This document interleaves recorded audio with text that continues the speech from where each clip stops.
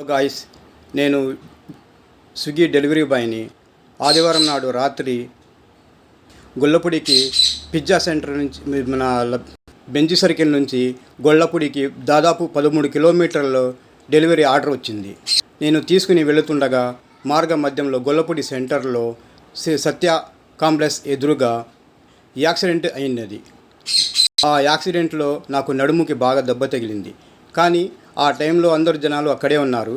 108కి phone చేస్తే ఎవరూ respond అవ్వలేదు.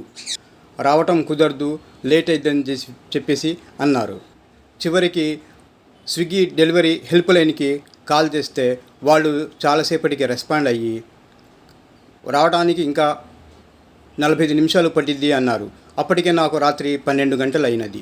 నేను మా ఇంటికి కాల్ చేసి మా అబ్బాయికి కాల్ చేస్తే వాళ్ళు కంగారు పడి వచ్చారు.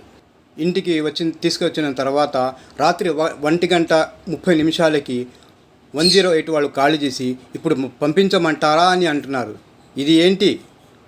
పబ్లిక్ హెల్త్ గురించి ఆలోచించేది ఇదేనా 108ది అని నేను ప్రశ్నిస్తున్నాను.